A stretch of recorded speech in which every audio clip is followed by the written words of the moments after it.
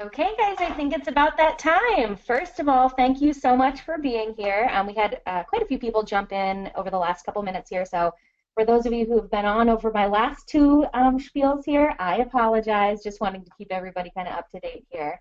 My name is Jennifer McInnes. I'm the Director of Marketing and Communications for Sonoran Desert Institute. We're very excited for tonight's event. We have two people on the line here with a wealth of knowledge on what it kind of takes to be a startup in the firearms industry. So tonight's webinar is going to be one of those that you may want to grab a pen and a pad of paper for and take some notes. I think you'll have a couple really good takeaways tonight. And if you can't, no problem. Sit back, relax, listen. We are recording this session as we do all of our sessions. And I'll be posting it to our YouTube account and then sharing that link on Facebook as well sometime over the next day or two. So if you can't make it all the way through, if you wanted to relook at something, never fear. Like I said, we'll put it up. We'll record it and put it up for you as well. Just so everybody knows how this is all going to work, what you're looking for as far as interaction goes is I'm going to kind of play mediator here on the questions section. And that can be found in the dashboard of your, I guess, your GoToWebinar dashboard. It's either going to be along the side of your screen or along the top of your screen, and it'll have a little section that says questions. If you have something you'd like me to ask Suresh or Brad tonight, pop on over to that questions section, put your question there, and I'll kind of keep an eye on it, like I said, the whole night. Now, if I don't get to it right away, don't ding me again, just because that kind of makes my list long and everything, but I promise that I'll try to get through every single one of these questions either during the main presentation or during the Q&A session at the end. So I appreciate your patience during that. Now, if we get to the end and I say, hey, did I miss anybody? Feel free to ding me again, say, hey, you didn't ask this question, and I'd be happy to do that. So without further ado, for those of you who are joining us for the first time, oh, by the way, 14 states in attendance tonight. Thank you, everybody, for being here. And I'm going to just go ahead and get rolling because I don't want to waste too much time. I really want to get into the nitty-gritty bit of this. So let's go ahead and I'm going to, for those of you who don't know who we are, especially for those of you in first-time attendance tonight, SDI is kind of a unique situation for a lot of people. It's maybe something that you haven't heard of before. We are an accredited online firearms technology school.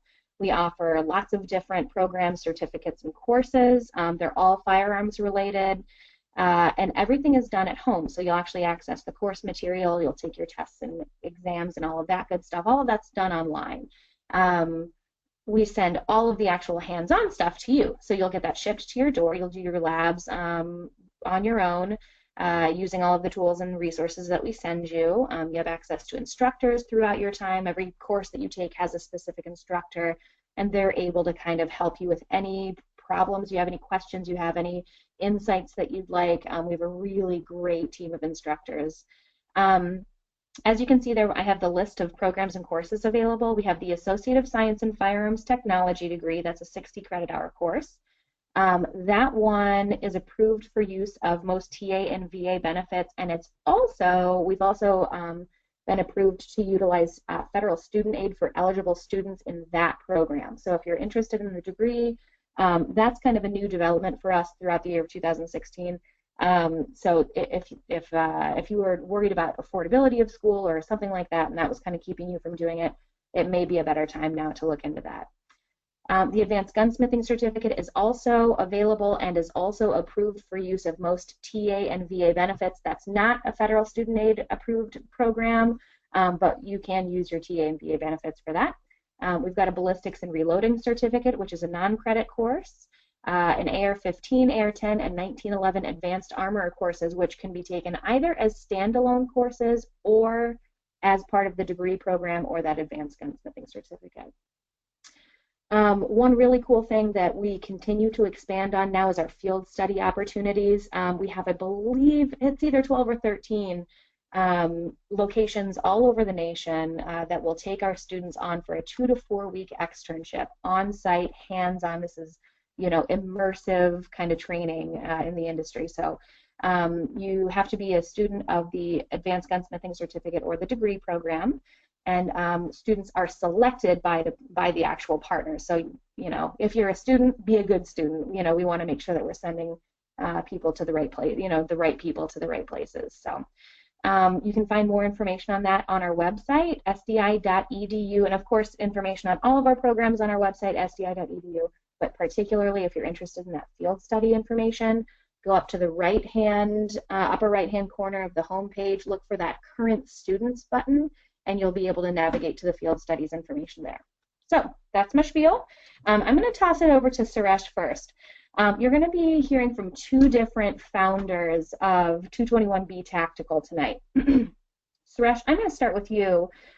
Could you walk us through a little bit of your background? And for those of you listening, I've got bullet points that Suresh has given me as well, but I'd love to hear a little bit about how you got to be where you are today, kind of, when it comes to education, training, work experience, that type of thing. Sure. Thank you, Jennifer, and thank you for the introduction. Welcome to everyone on the webinar. My name is Suresh Madhavan. I'm one of the founders of 221B Tactical. A little bit about me, just kind of so you kind of have an idea of whose voice you're hearing. Obviously, you see a little bit of the bullet points and see my photo there. That photo actually is from SHOT Show, where I was actually holding a pretty sick rifle, so it's actually a great photo at the guys from Geotech over there. A gun I wish I actually owned, but I think it's actually worth more than my first car. So I was born on Staten Island, New York. Early on, elementary school, moved to New Jersey, to a small little blue-collar town, Mile Square. No one even knows where it is on the map. But early on, I became friends with a boy next door, or a few houses down, and his father was a retired Navy guy and was very much into firearms, in particular trap shooting. So kind of got me into the firearms world as a young man, and began shooting really on a regular basis, age of 12. I got into some rifle competitions. I was also in Boy Scouts, so that actually helped with some of the lead-ins to marksmanship and things of that nature. Got into some archery. Actually won a few competitions along the way. I lost many, and but those were all learning events. But went on to attend university. Actually went back to New York City. I was raised by a single mom my whole entire life. Never had a dad, and my mom lived moved back to New York. So I went to university in New York. I studied pre-med and graduated. My degrees are listed there, and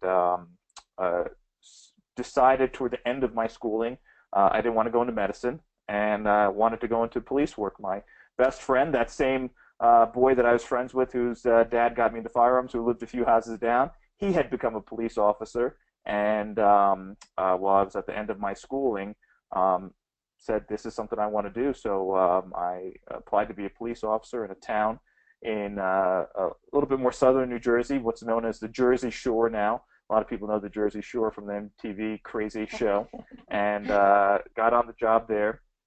13 years. While I was there, I guess my skill in firearms led me to be selected to be a firearms instructor, and became certified on the AR police rifle as well, and was proud to be one of I think at the point when before I left, there was only two of us that were master marksmen in the marksmanship, and that was pretty tough to attain because you had to consistently score scores of 97 on your biannual qualifications. I took it very serious. Having a firearm on your hip is not just there when you're an officer, so I took marksmanship and knowing the gun in and out very serious, because in a time when you need to pull that thing out, you don't want to wish you spent more time on the range, and you don't want to wish you knew the gun better. When you pull that thing out, you got to be 100% proficient of it, and most of us know that literally you could say hours ago, there was a 28-year-old police officer who had to pull his weapon in an effort to save people from someone who they're calling now a terrorist, a crazy guy, and he had to draw his weapon and act quickly. And that's not a moment when you want to be wondering if you're going to know how to handle this weapon. So I really stress that to the new guys and the young guys that I taught firearms. And just outside of police work, I always was looking to expand my knowledge, and I found out about a course in California. It was just about learning different business strategies and narratives. I went to that, and that's how I met my business partner Brad, and soon quickly realized that there was a need and a concern that needed to be taken care of for people who wore body armor. I'll get into a little bit of that later, and started 221B Tactical. And here we are about 2 years later, and we're over $1 million a year annual revenue, and we're just continuing to grow. And I'm going to go into a little bit of our growth as we go along, but that's just the basic premise of me, and I think Brad has a little bit that he can speak of as well. Perfect. And I will send it over to Brad.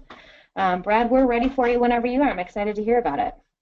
Okay. Thank you very much. Can you hear me all right, Jennifer? Sure can. Yep. Wonderful, wonderful. Well, thanks for hosting this and having Suresh and me. My pleasure. Thank you. So just a little bit about me. Unlike Suresh, I don't have a background in firearms at all. My background is in textiles and apparel, and I studied that way back in the 80s. I'm a little bit older than Suresh, but I can still work out pretty good and keep up with him a little bit.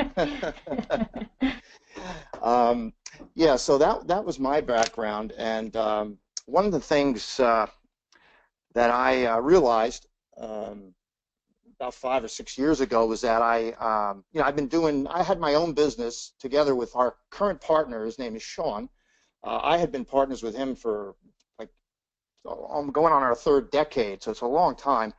And we had a nice business, and things change, situations change, and realized we needed to learn some new skills and gain some new knowledge. And I took this course. It was an online course, similar to Sonoran Desert Institute, and based out in California. We did some online studies, and then we actually convened a few times a year out in the San Francisco area. And I happened to meet Suresh there, and I was intrigued by his background, given that he was a medical student initially and then became a police officer. It was a real interesting story. And in the course of this learning, which went on for about 18 to 20 months, it was pretty intense, we became friendly, and he lives in New Jersey. I live in New Jersey, and my office is in New York City, so I go back and forth into Manhattan on a commuter train. And so we studied together, and then we both realized that it's very, very important not to let our knowledge be sort of pigeonholed or stale in one specific area or space, if you will. And this course that we took opened up a lot of new thinking for us, and we subsequently decided to make it practical by designing a product that we studied and realized didn't exist in the marketplace as of yet, and that launched us into 221B Tactical. And what I guess I'd like to sort of bring out to all the students listening is, you're never too old or too young to take stock of yourself and to realize, if I want to get ahead in this world and I want to operate at my peak proficiency, I need knowledge. It's not like a one and done thing, like you study and then I went to school, I went to college, I got my degree, and everything's going to fall into my lap, because that's not how it works. So you can never have enough knowledge. So I feel really honored to be speaking with you, everybody, tonight, and sharing what we learned and the knowledge we accumulated and how we got to where to where we are now. We're still young, but we are in a short amount of time. I think we've done pretty okay, and we're both. I think I can speak on behalf of Suresh. We're very enthusiastic, moving into the future, and we still have a lot to learn.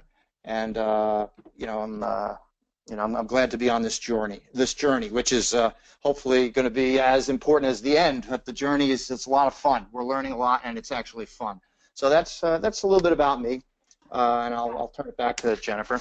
So thank you. Yeah, and Suresh, at this point, I'm going to go ahead and I'm going to give you the control of the screen. For everybody listening, Suresh has got a little PowerPoint that he's going to use as a reference point.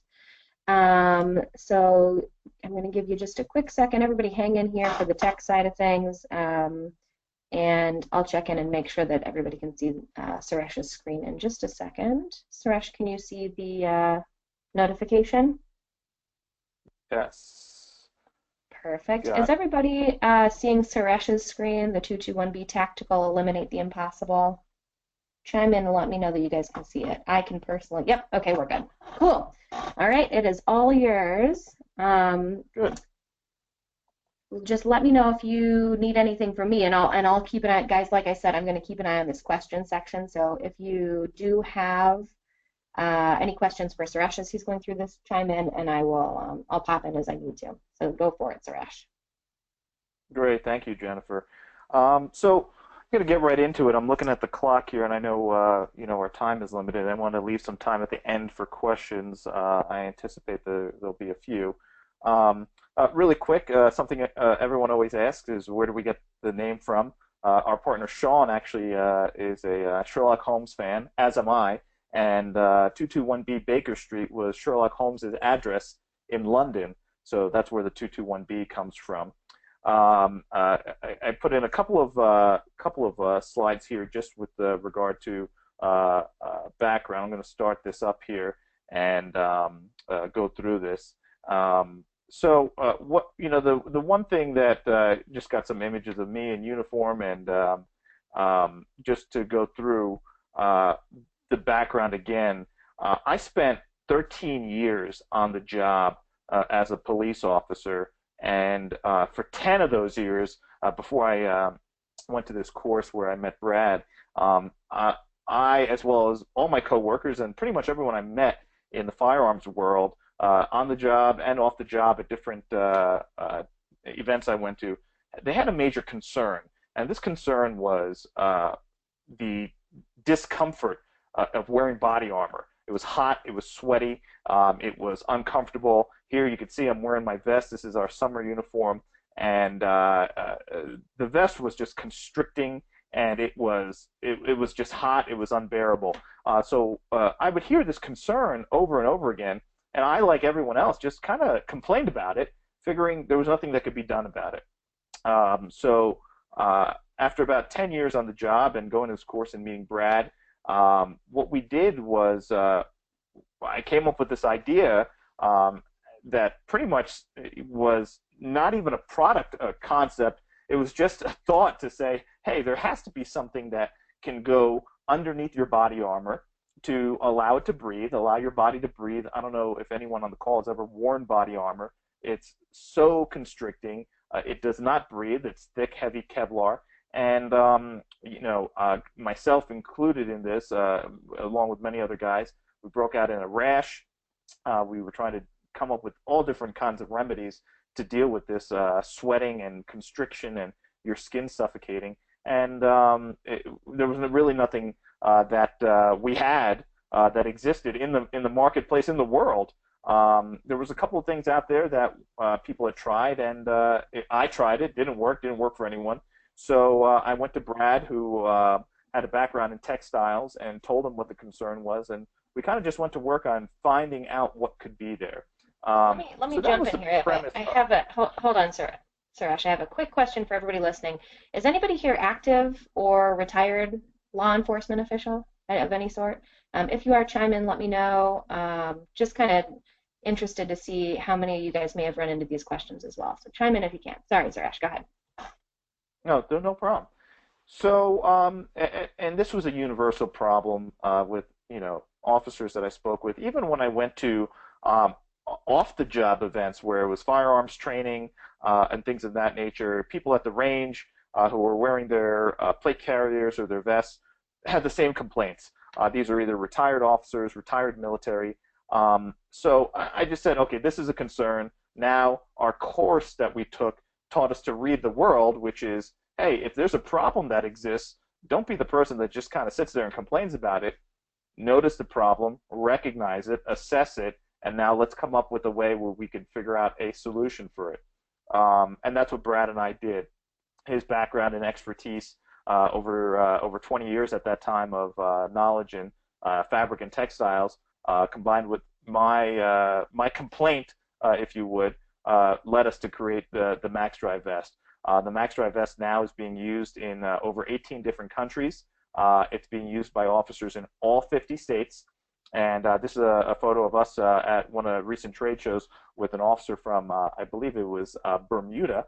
And, of course, hotter climates, it's very popular. However, the maxx-dri vest, it stops sweating and it allows you your body to breathe rather. You're of course always going to sweat, but it allows the sweat to now release into the atmosphere and evaporate. So it lets those expensive moisture-wicking shirts like Under Armour and Nike and all that stuff actually do their job and keeps you drier and subsequently cooler in the summertime and warmer in the wintertime actually, because you don't have your sweat-soaked body armor there, which is making you cold.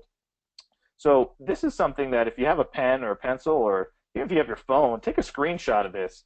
This is going to be the premise of how we built our business. And this is something we learned from the course that I keep referring to that Brad and I met at. And this is the foundation. This is a cornerstone of the development of our offer and our narrative. And I'm gonna let Brad go into a really quick run through of what this is. And we refer to it as a DMRVP, which is description, meaning, relevance, value, and purpose. But the reality is you cannot come up with an offer, no matter what field you're in, whether it's the firearms field, whether it's the food, restaurant, whether it's the clothing. If you're gonna come up with an offer and create an offer, this is the cornerstone of it. And if you don't hit these points that I'm going to let Brad explain real quick, you're out of the game before the game even starts. So, Brad, if you want to just kind of go through the quick definition of the DMRVP, so people, if they're taking notes, they can take notes or whatever. Sure. Thanks, Suresh. Yeah, Suresh was speaking. We sort of use this this knowledge that we learned sort of as a roadmap as we're thinking about what to design, what to produce that can help take care of people and eventually have them transact with us to buy our product. And these, we abbreviate this: description, meaning, relevance, value, and purpose. We've come to know it as DMRVP. So, whenever we're in a conversation with a person, first we have to capture their listening and their willingness to hear what we have to say. So our speaking is very important. So it's very it's critical that we speak coherently and make sure that not only we can hear ourselves speak, but more importantly, they can listen and interpret what we are speaking.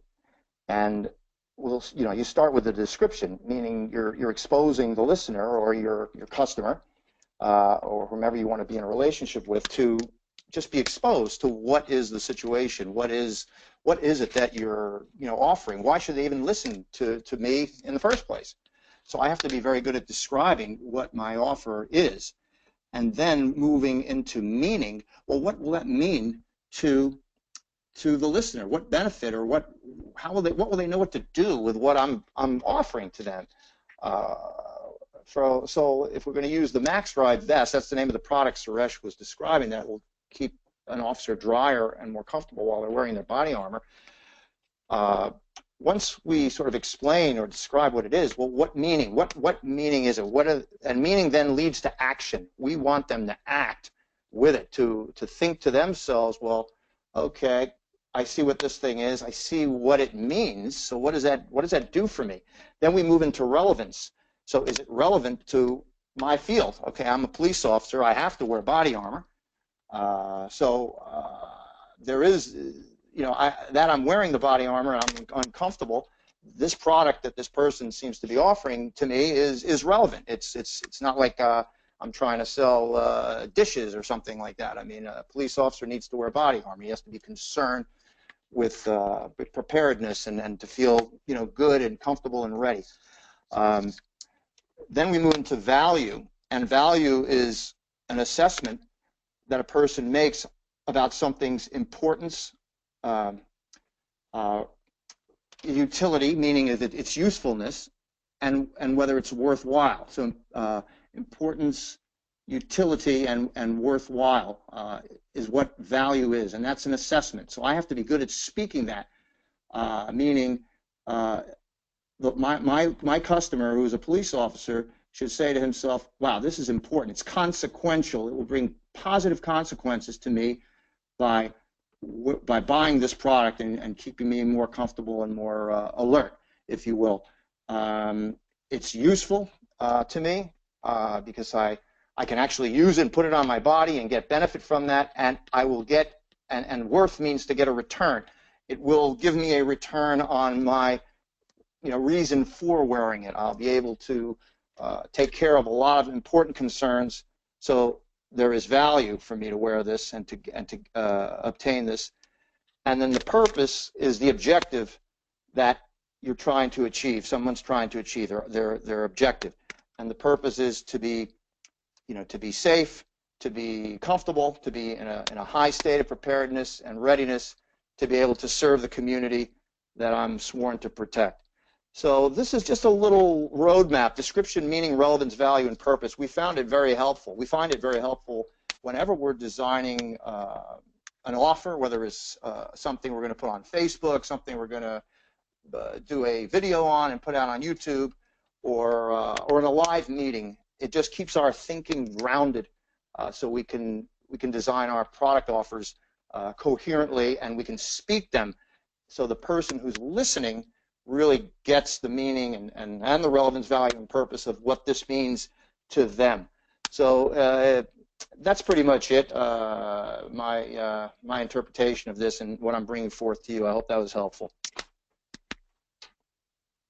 Perfect. Okay, thanks, Brad. Sure. Hey, let me jump in really quick. I had a person with a question that maybe other people are asking as well. What about the DoD application of the product where their kit needs to basically stop huge rounds? You know what I mean? Is this goes on underneath any standard issue body armor, right? Yes, correct. Okay.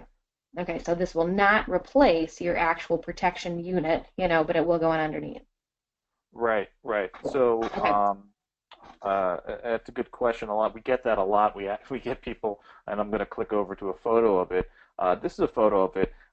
It's a proprietary mesh that we designed, and it creates roughly between 6 and 8 millimeters of space between your undershirt and your body armor.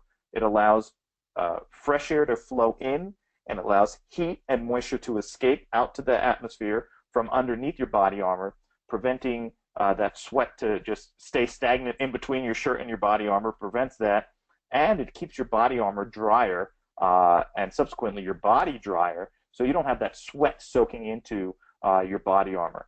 This was a major concern among anyone wearing body armor, and it's even deeper concern for people in the military who they're wearing level 4 plates to stop the higher velocity rounds, like Jennifer just mentioned. So their vest, compared to a regular police officer's vest, is quite a bit, double if not more, the weight. So this was even a more of a concern for people in the military who are wearing those heavier vests and plate carriers. And we're actually getting into the domain of making these for the military. There's certain restrictions and guidelines, of course, that we have to meet for the military, but we understand it's a concern for them.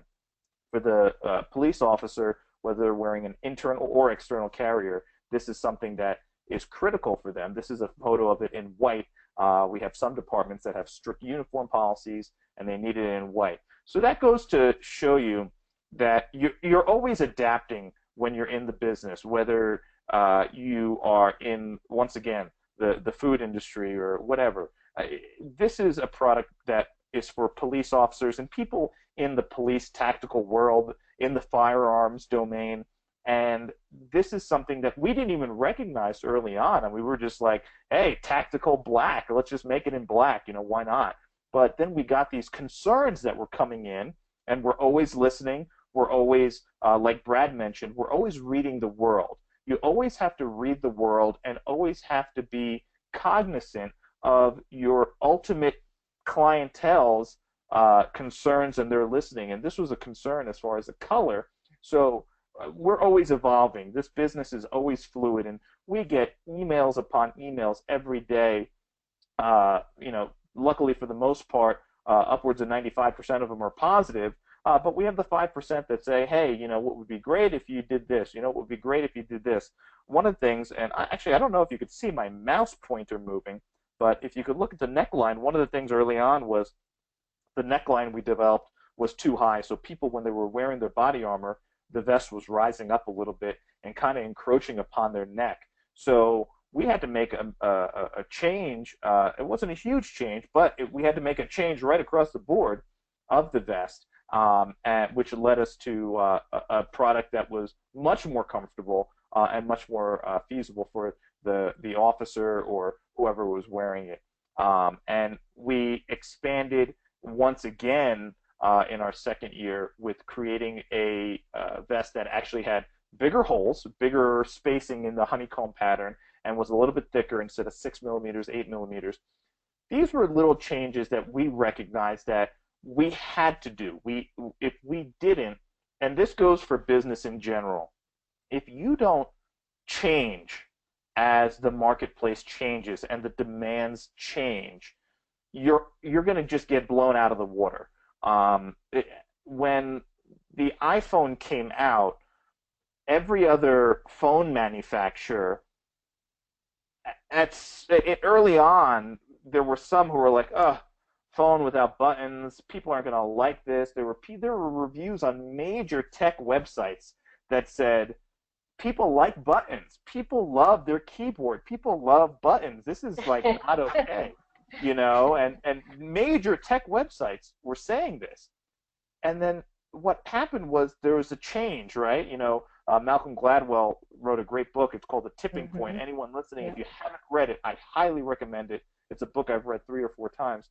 And what happened, there was a shift where it went from no one's going to like a phone without buttons to all the other phone manufacturers saying, wait a second, if we don't make a phone without buttons, we're going to be out of business. So the shift occurred.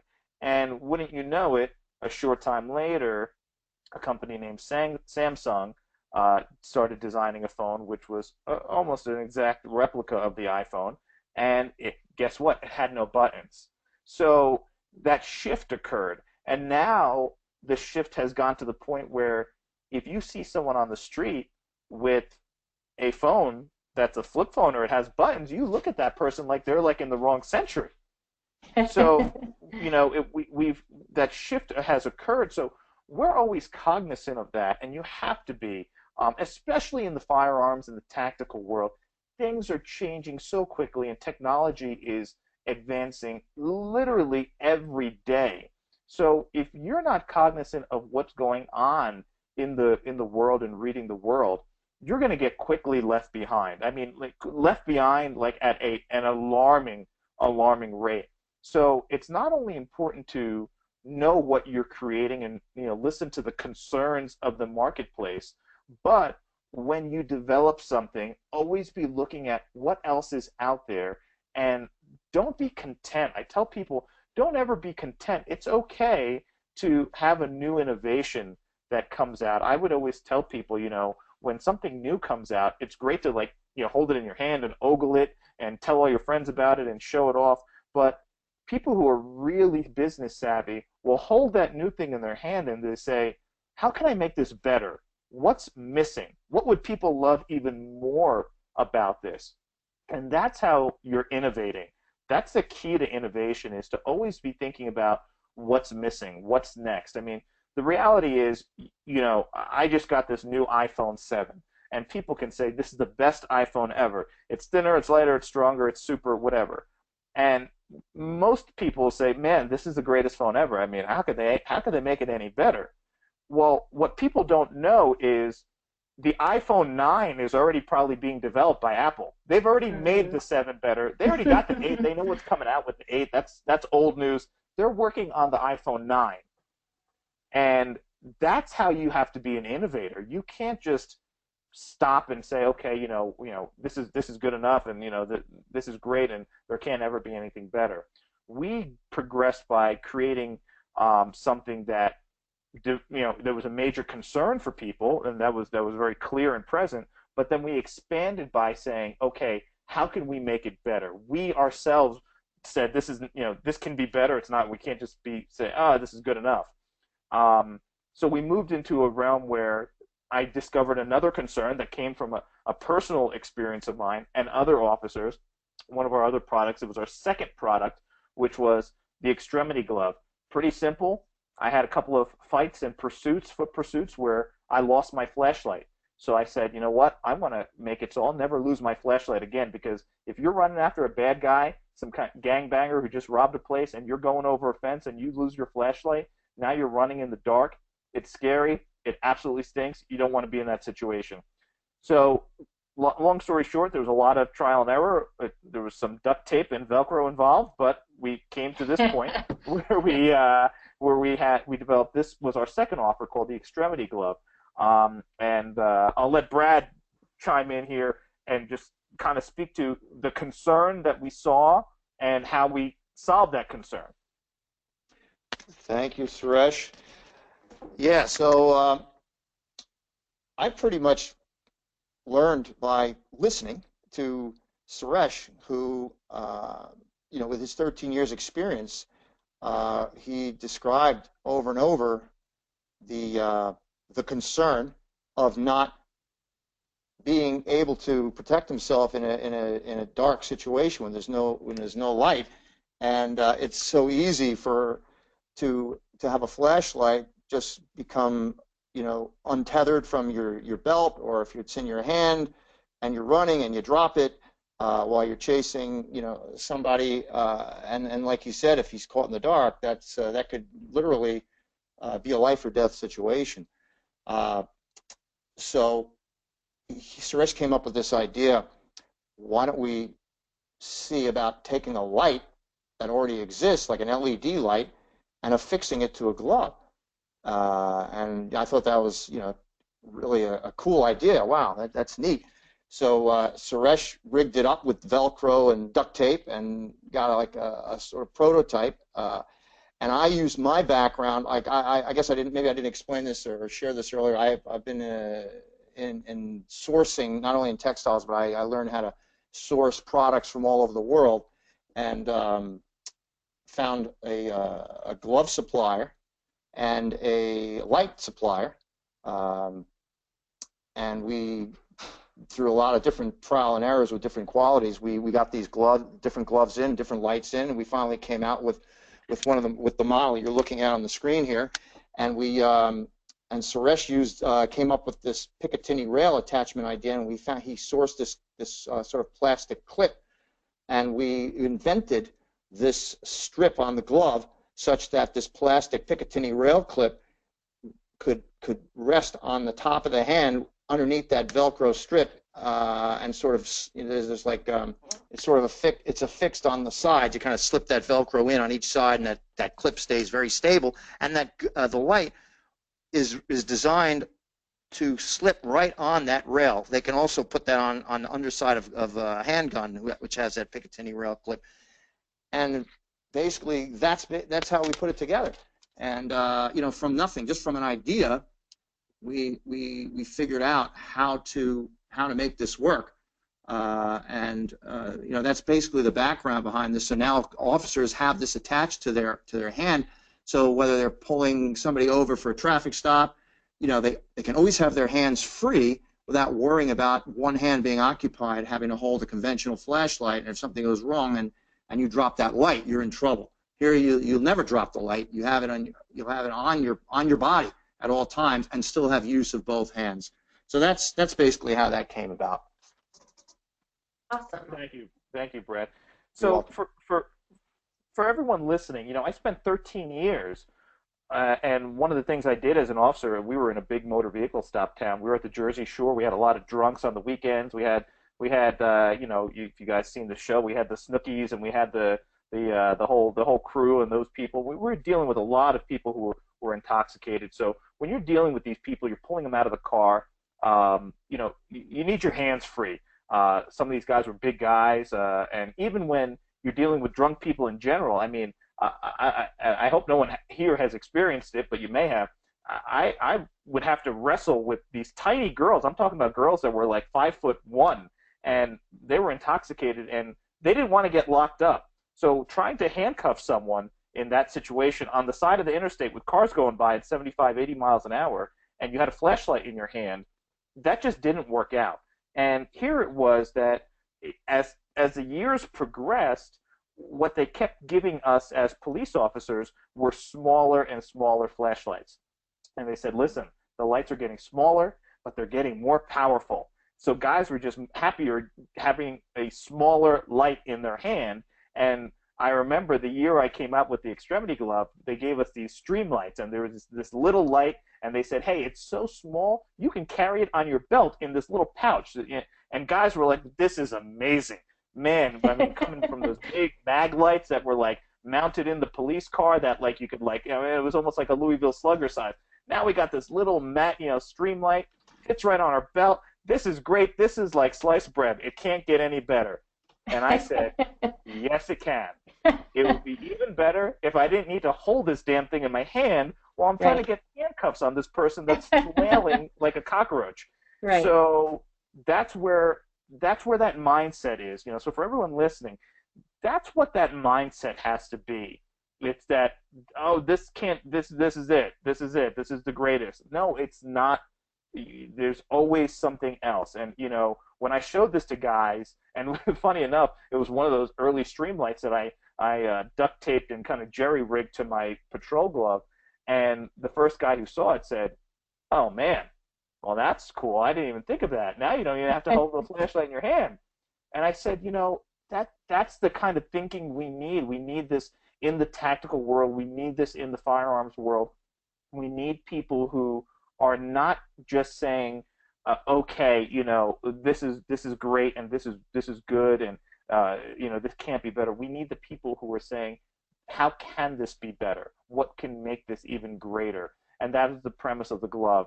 You know, I'm just watching the clock here, so I'll go through some of the other things. One of the other concerns I came up with while dealing with people, the town I worked in was next to a really bad town with a lot of gangbangers and stuff. It's called Asbury Park, New Jersey. Some people might know Asbury Park because that's actually the place where Bruce Springsteen is from. But it used to be a beautiful town, but it's bad news right now, unfortunately. And a lot of these guys we'd stop, they had edged weapons, and there was no patrol glove out there that I was comfortable to say this is a slash-proof glove. And there was gloves out there that they were slash-proof, all right, but when you had them on your hands, you felt like you had like mittens on. You couldn't even like pick anything up. And I said to myself, well, this is great. My hands won't get cut, but if I need to draw my weapon, I might as well just throw my gun at the person because I'm not going to be able to shoot it. So, and I said, how is this not possible? So once again, I went to Brad and I said, Brad, you're the expert with design and, you know, with materials. If we can come up with a glove that is slash-proof, slash-resistant, and it's going to take care of a concern for every police officer out there who's on the road, because you don't want to get your hands sliced or cut when someone has a knife, because if that happens, then you're completely out of the game. But it needs to be thin, and you need to be able to shoot your gun, shoot your rifle, and give you protection. So Brad located a source that made gloves. I gave this design of the glove. He actually worked with us, and we designed this glove. This glove actually, behind our maxx-dri vest that is global, this is our second bestseller. It is a super thin, ultra protection for your hands, and it's 100% slash resistant. As you can see, it's a beautiful glove, and it gives you ultimate protection. We call it armor for your hands. once again, when I first showed this to guys and I was first using it on the job, guys were like, wow, it's slash proof and you could shoot a gun? Oh my goodness, this is like crazy. Well, this is 2016. When this came out, it was 2015. And there's technology out there. Now, we had to go overseas to find this material, but it exists. It exists in the world. And I always say, listen, if we could land like a little robot on Mars, we could come up with something that like won't cut our hands, and we could protect our hands as cops because it's Sure. very pivotal to it. So Yeah. I always think like that. On the grand scheme of things. Little things that we added to our offers, which we needed to because people were now coming to our website. We weren't the one-trick pony anymore because we knew we couldn't be. One of the things when you start a business, especially when it's a business based off a single idea, you have to be very cognizant of the fact that although we have patents and things like that, one day, at some point, someone's going to come along and try to copy you. Look at Samsung, what they did with the iPhone. Sure, they took them to court and they sued them for patent, whatever. However, Samsung is still putting out their phone, the Galaxy, and although they're like blowing up and you can't even walk on a plane with them anymore, Right. they're going to get past that. But the reality is, it's a copy of the iPhone. So Apple knew that, and Apple knew that, listen, we need to come up with other things that are going to keep people sticking to the iPhone. And they actually developed something that wasn't a tangible thing. What they developed was something called iCloud. So now if you had an iPhone, they want you to put everything in the cloud. It connects to your iPad. It connects to your MacBook. And now it's so sticky. Your whole world is in this iWorld that even if Samsung came out with a phone that they said, hey, ours is better than the iPhone, you're stuck. You got all your stuff on this iCloud world. Right. It's hard to go over. We knew that when people came over to our site to buy the maxx-dri vest and purchase the extremity glove, things that no one else had, we needed to make it sticky. And that's something huge that you gotta, and I'll let Brad expand on this, is ruin people. And I know it's a little bit it sounds like a harsh term, but you really want to ruin people, because if you don't ruin them, you're opening yourself up to lose them. So Brad, if you want to expand on how we learned ruin. Yeah, right. Thanks. I remember we were learning that. It was like, what do you mean ruin? That sounds bad, right? You're going to ruin something. It means you're going to like destroy it. Well, in a different spin on that is meaning that a person is so ruined, meaning like in the Apple description, an iPhone, that sure, you can go ahead and shop Samsung or other brands, let's say, that say they do the same thing or a lower price and this and that, but you're inevitably going to circle back to the product that you've come to rely on and trust will take care of what you need to be taken care of, which means you're ruined. You can't really go anywhere else. You got to come back to that product, even though there's other things out there for you to ponder, but you're always coming back. And in that sense, that's what Suresh means when you gotta work to ruin people, and that's what we're after as well. I hope that was a good enough explanation where people can understand a little bit better what that means. Yeah, absolutely.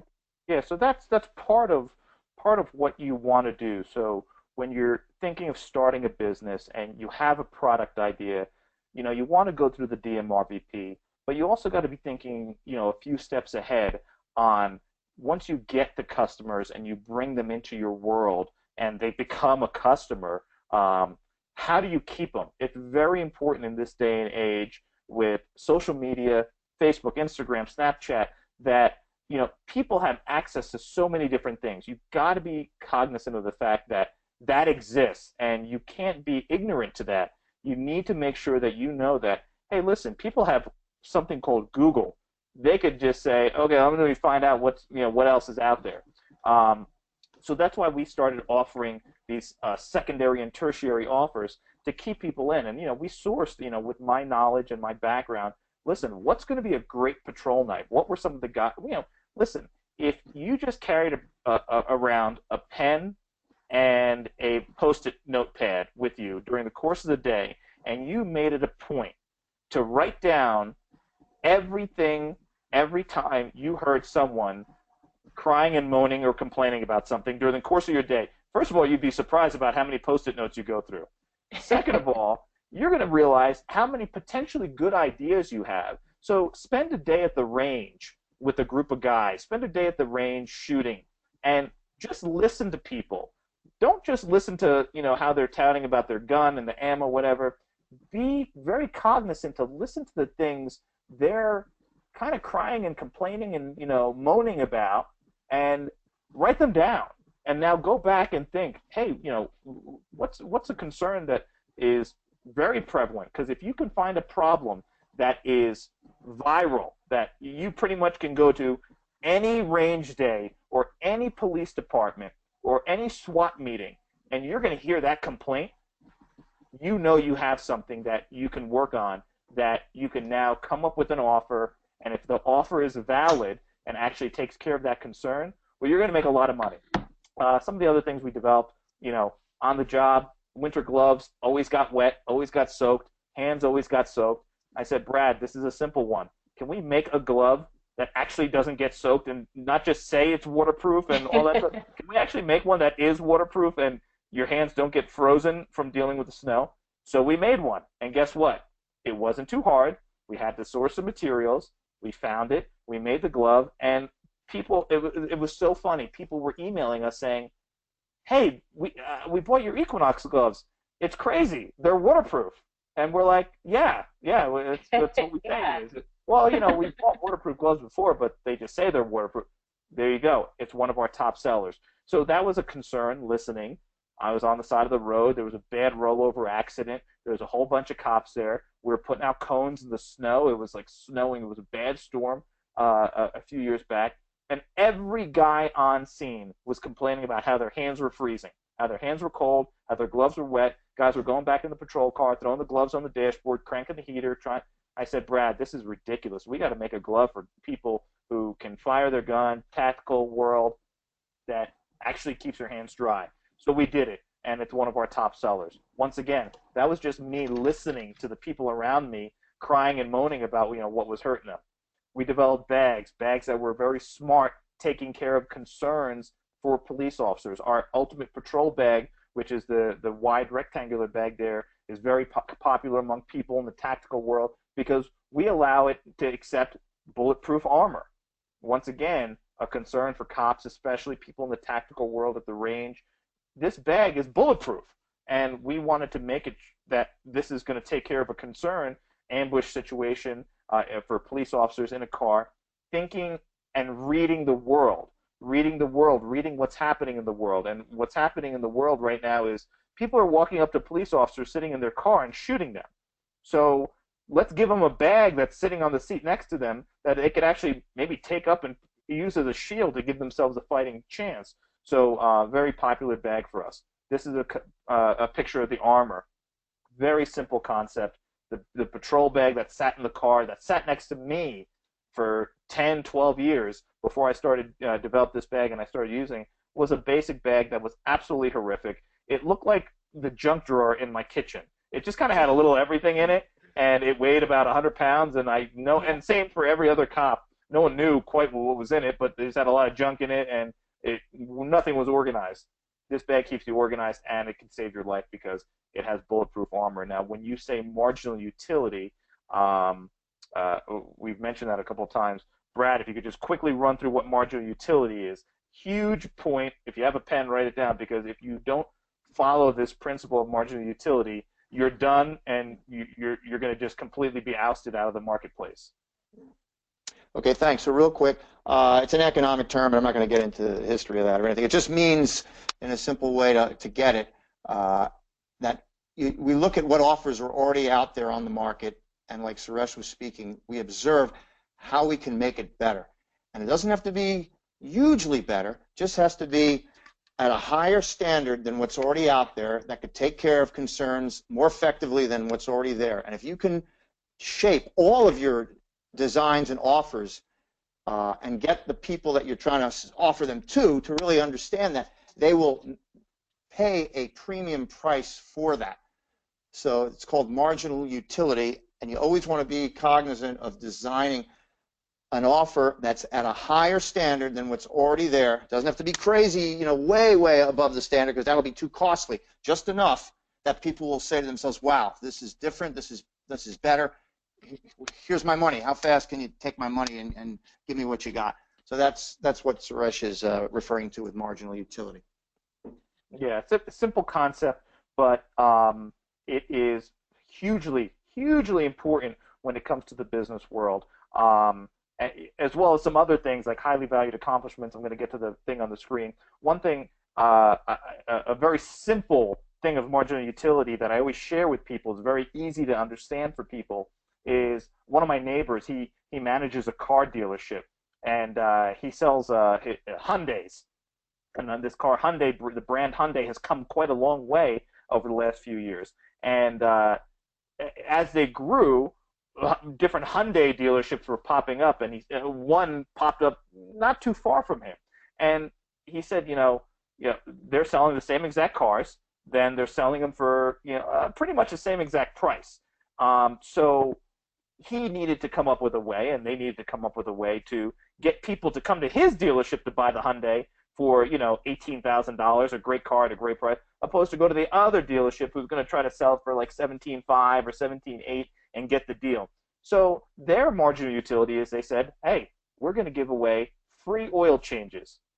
Free oil changes when you buy your car from us. It's something that in their labor department is a small cost, but it was just a little bit of marginal utility that people were coming to his dealership, buying the same exact car as the dealership that was nearby, and they were actually paying him a little bit more because they said, well, I'll pay a little bit more, but I like those free oil changes.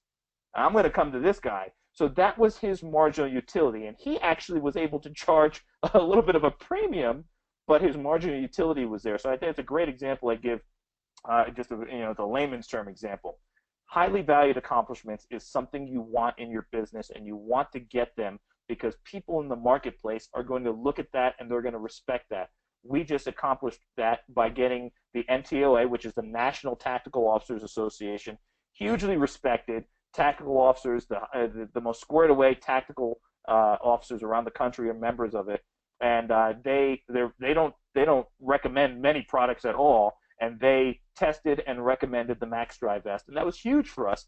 And not only was it a big personal accomplishment, but when people come in and they look at the maxx-dri vest now, they know they're like, oh wow, the NTOA recommends them.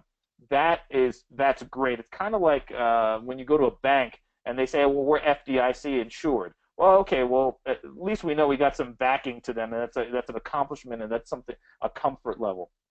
Another thing we offer is we offer 100% money-back guarantee. We insist that all of our customers are 1,000% satisfied with our products, because if they're not going to be an ambassador of our product. So we insist that if you're not 100% satisfied, you send it back. Send it back. We're going to throw your money back at you. We can't throw it back at you fast enough, because we want ambassadors out there that are essentially cheerleaders with pom-poms about our products. And if you're not, and you're not satisfied, we're going to give it back. So that's something huge from a customer service standpoint. One of our biggest marginal utilities is our customer service, and people recognize that. We've now developed some new products that are going against the grain of normal apparel, with hooded sweatshirts and apparel that just give you little pieces of marginal utility that don't exist in the marketplace. I heard months ago that the new iPhone, they were doing away with the earphone jack, and I have it now, and it's a little annoying because my headphones don't work in it, and you got to get this special plug, what have you.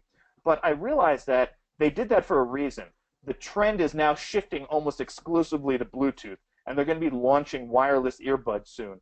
I read that, and I said to Brad, Brad, we need to come out with a garment that people can put their phone in, and they're just going to keep protection, weatherproof, and protect that phone, and they're going to have wireless earbuds. One of the things we worked into our newest offer, which is this sweatshirt, is a pocket for your phone that can beam automatically your music, your phone calls, what have you, to your wireless earbuds. Because, listen, if Apple just did away with the headphone jack, you got to know that things are shifting to wireless. So we got to read the world. You got to notice those things. You can't just say, "Oh, wow, that's cool."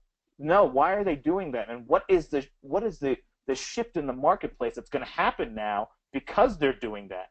And it's shifting away from regular headphones to Bluetooth. Little things we added. Amazon. Everyone knows Amazon. You got to read the market, and you got to be aware. If everyone knows and loves Amazon, well, that's something you got to hang on to and jump on and exploit. Not when we use the word exploit, it's not in a bad way, but to take advantage of it from a standpoint of making it a better offer for everyone. So we allow people now to pay with Amazon on our site. We do a lot of charitable stuff. This is me in Chicago, donating. We donated 100 vests to the officers in Chicago. Many people know Chicago is a war zone. These cops are putting their lives on the line every day. So now as we grow, we can grow our identity, and we can give back. Now, I caution people, when you start a new business, you got to be mindful of your dollars. You got to make sure you have money in the coffers. Luckily, we were a company that we were in the black within a month. But you don't ever want to start giving to charity if you yourself are still a charity, something we learned. So be cognizant of that. But your identity can grow when you can start doing things like that as you grow. So it's one of the great things of growing that we've gotten to that point. It's possible if you focus on the DMRVP that we talked about, and if you focus on marginal utility. If you focus on those things and are laser focused on them, when you create your offer and make sure your narrative around your offer is powerful, it's going to be huge. We're developing a canine vest now. We have way too many dogs, canine dogs, in the police tactical world that have lost their lives because inadequate protection. So there is one of our products that we have been developing now that we're launching that is going to be a lifesaver for dogs. And we just looked at what dog vests were out there, and we looked at what was flawed, what didn't exist, where they fell short, and we created something that's going to completely blow everything else away, and that's our marginal utility. So we're going to be able to charge a premium if we want, and people are going to say, hey, listen, it's more, but we're going to pay because that vest is not only going to protect the dog better, but it's also going to keep them cooler and keep them from suffocating in the heat and what have you. These are all things that come from reading the world. Different offers we have, and I want to end it with, this is some of our marketing we do to hit the firearms and tactical market to let people know who we are, who we exist. Instagram, Facebook is huge. We got a 4.8 rating on our website now because of our customer service, because of our products that have marginal utility that are uncommon. They're not just everyday products. They're not the products you could find on 100 different websites out there. They're very uncommon. They're very unique, and that's what people want. And if you can come up with that uncommon marginal utility, people will pay you a huge, huge difference for it, and you will be wealthy, and you will have a smile on your face. And that's the whole premise of it. We want to take care of our families. We want to make sure that we can put food on our table, and we want to be free from financial concerns, live a good life. And, despite your situation, despite your age, despite anything, it's possible. And, I want to end on this. It's just a soft note. This was my dog, Austin. He's from San Antonio, Texas. He was a couple of months old. He was hit by a car, left on the side of the road to die, and when he went to the shelter, he was so beat up and mangled that no one even wanted him for $25. My girlfriend went and got him, put him on a plane, brought him home, and she brought him home. I said, this dog is going to die. You got to be kidding me. You brought this dog home to New Jersey? I said, are you crazy? And this is Austin today. That was just a 2-month transformation. If you saw him today, he's a whole new animal. And I showed this picture because no matter what your situation is, no matter what your financial situation is, no matter where you are right now, age-wise, career-wise, if you can focus on coming up with an offer that's a powerful offer with marginal utility, it's scarce relative to demand, and you follow the DMRVP, you can create anything. We created a product from nothing, out of thin air, that started out of my garage, and I used my network of Brad and the other people I knew, and Brad used his network of the people we knew to literally come from nothing to a company that's making over $1 million a year now. So never look at your situation to say, I can't do this. You got to sit back and say, okay, how can I do this? And how can I make this happen? There's so much growth in technology in the firearms industry and in the tactical industry. Sit down, use your computer that can connect you to anywhere in the world, use your phone that can connect you to anywhere in the world, and be cognizant of what's out there for you, because like here with Austin, you could look at it and say, this is a hopeless situation. I don't got enough money in the bank to start a business. Listen, we didn't either, but we knew we had a good idea that was going to take care of people in this industry, and we went for it, and this is where we are now, making over $1 million a year, which is, I never thought as a cop, I didn't take a cop to become rich, but this is the power of creating a powerful offer to help take care of people. Awesome.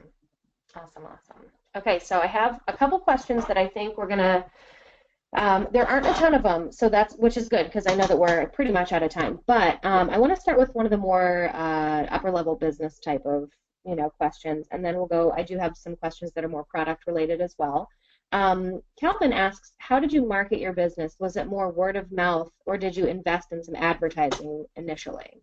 And then Mark also says, so is it just kind of like, active duty networking? Is that the key? I think a couple people are wondering, how do you launch? You know what I mean? How do you get the name out? How do you take that? How do you make that step? Yeah. Okay. Great. The premise that we started off of was we're going to use Facebook, and Facebook has been hugely instrumental in our growth. We discovered that you can actually pay Facebook to advertise to certain people in certain demographics, certain age ranges, certain interests, and certain likes, and we started doing that. We did a little bit with Google as well in the beginning, and we just started putting it out there. If anyone has a pen, I'm going to tell you to write down the name of this book. It's called Contagious, and the book is a powerful book because it speaks to marketing. And in the beginning, Facebook was a great way to advertise, and we did a little bit, and we were fortunate enough that it was such a unique product that a major police tactical online magazine did a story on us, and that got us a lot of worldwide publicity. So these are some of the things we suggest. Go to what's big for your demographic. If you're marketing something today to people in their teens and early 20s, you shouldn't even be looking at Facebook. You should be looking at Snapchat, because people in their teens and early 20s, I say we market on Facebook, and they're almost about to say, "What's Facebook?" And that makes me feel ancient. I know. Ancient, So they're like in that world. They're Snapchat, okay? So that is what you need to recognize. What's your demographic, and where are they at? What are they on? We use Facebook. We migrated to Instagram, and guess what? We just launched a Snapchat account because the trend of the world is going that way. Young cops graduating the police academy this year, next year, they're not on Facebook. They don't even have Facebook accounts. They're right to Snapchat.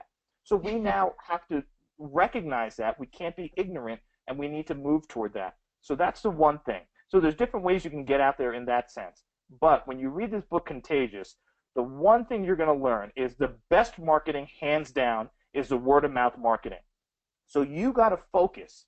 You got to be laser focused on not only your offer, but make sure that your offer is being spoken to other people, because nothing beats, especially in the tactical firearms world, you're in a situation where you could see something in a magazine or you could see an ad online, but nothing is going to be more powerful than me saying, "Brad, I just got this new gun. It shoots amazing. There's no recoil. It's unbelievable. You got to try it out. You got to try it out." There's nothing more powerful that's going to make Brad try that gun, consider that gun, try that product, than me speaking it to him. So we realized that the most powerful marketing we could do is to get the cops that are using our products to tell everyone else about it. So we started doing strategic moves to kind of entice and incent people to start talking about us, and that completely changed our business. So I hope that kind of answers that question a little bit. Yeah, I think it did. And could you give me the name of that book again? And you don't happen to remember the author, do you? I don't remember the author, but Burger? Does that sound the right? name of the Jeremy book is says called maybe it's Contagious. Burger. Book title is Contagious, everyone that has there are a couple people that asked. Yeah. And Jeremy says maybe by Burger. Yes, yes, that's it. Is that right? Okay. Yeah. Okay, cool. I've Awesome. read it 3 times, and that I've Thanks, had the Doug. book for less than a year. And Jeremy, both of you. Jonna Burger, looks like? Jonah Berger, that's it. Jonah Burger. Yep, Jonah Awesome. Berger. Okay, cool. I can't recommend people reading that book enough. Okay. Good. Good, good. Okay, so I have questions about a couple of your products. Oh, you want an insight? Do you want a request? Jeremy has a request for a product. Sure. When you were talking about the glove with the lamp on top, you know, that you got the, he says, now get me a glove light with a tactical red so that I can triage patients under fire without giving away my position, please. That's his Yeah, request. so ironically, we have something in development now that is going to speak to that because we have officers who now, when they're in the car and they're writing a ticket, they don't want to have that overhead dome light on that's kind of like lighting them up. So one of the things we have in development is to make the light on the glove color changing. So if you're a medic, you're a corpsman, and you are in the field, and you don't want to give yourself away with a 500 lumen light, you can have that red light to kind of get to where you. And let me tell you something. We didn't even realize it because I developed this for cops, but people who are in the EMS, EMT, paramedic field, they said that this glove is invaluable because it allows them to do what they need to do when it comes to triage, and yet they can still see what they're doing, and they have both hands to do it. I mean, we talked to paramedics that said they were kind of putting the flashlight in between their lips and kind of like in their mouth and trying to work. And when you have blood and biohazards, that's not what you want to do. So this was huge for people in that domain too. So that's a great point. And yes, we're already on it. So great point. Thank you. Awesome. And then Hanson had a question about the actual temperature change with your mesh. He's saying as a control, our body temperature would go up as much as 20 to 30 degrees when in hot environments. He served in Iraq Mhm. with his level 4 kit, and he wanted to know kind of what the temperature change might be if you have stats on any of that. So we had one test that was done by an independent body armor manufacturer using heat mannequins and all kinds of crazy sensors and thermostats. And I believe, Brad, correct me if I'm wrong, he saw a 23-degree difference. Yes, right. It was 23 point something degrees difference, and that was just in their laboratory testing. But Sure. we had someone who shared with us something that kind of was a revelation to us.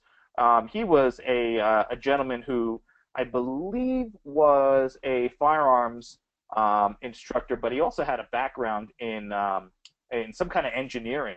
And he made it a good point. He said, listen, when we were talking and going back and forth, and someone had asked, well, what's the percentage airflow increase?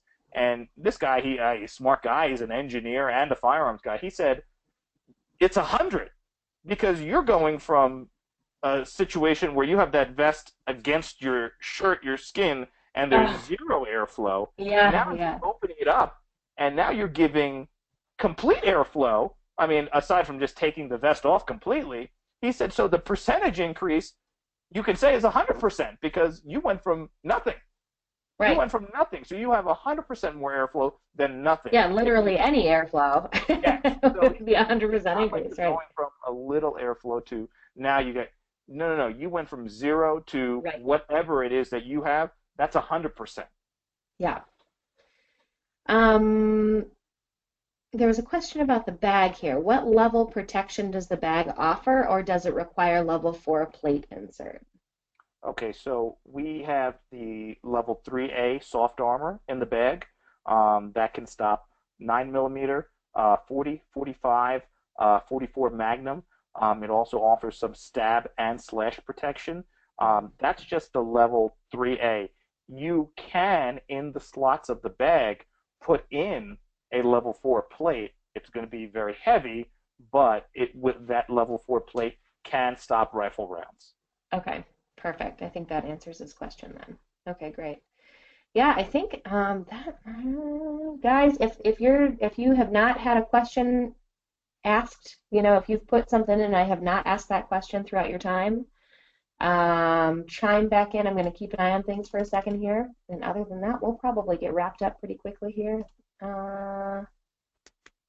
Oh, in the study of this, that same, Andrew, correct me if I'm wrong. If I say this wrong, let me know. What's the level of displacement of force of each round of impact? Does it have any effect on anything like that? Andrew, are you talking about the bag or the vest? Hold on, just give him 1 second to chime back in here, guys, and then we'll see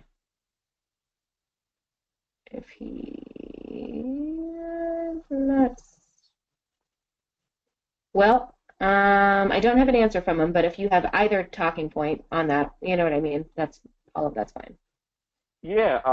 So we are actually in the middle the vest. He's talking about the vest. The vest. Yeah.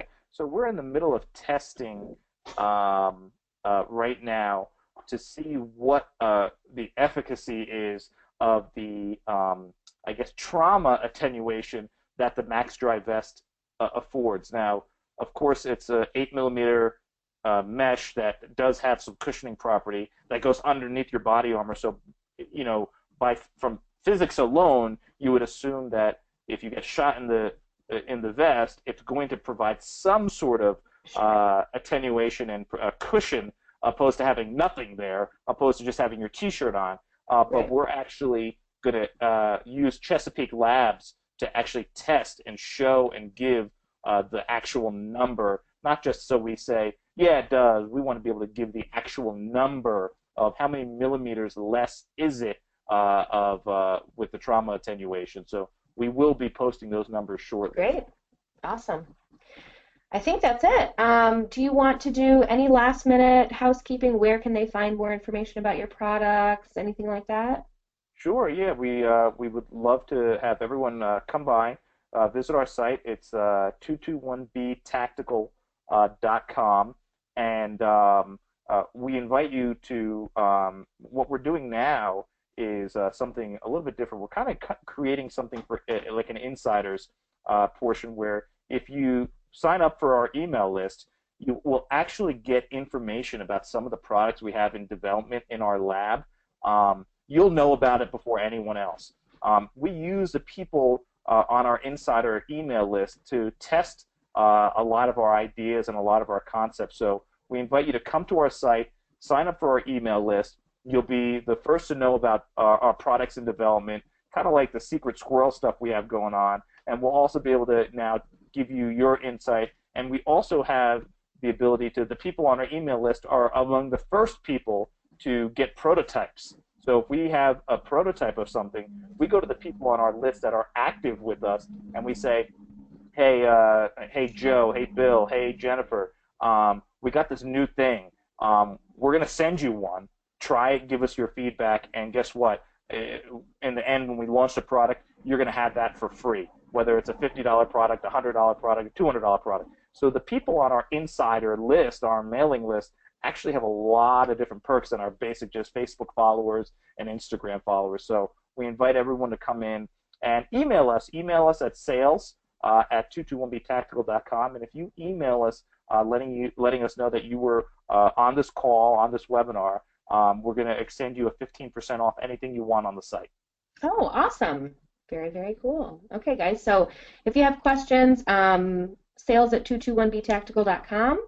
If you have questions about SDI, you can do that at admissions@sdi.edu. And that about does it for us. I really appreciate you two, taking all the time. I know you guys are busy, busy guys. So this was really good information. I appreciate your time. We're glad to have you with us. So. You're welcome. Thank you as well, Jennifer, and everybody who attended. Absolutely, absolutely. And just for anybody who missed it, we have recorded this entire session.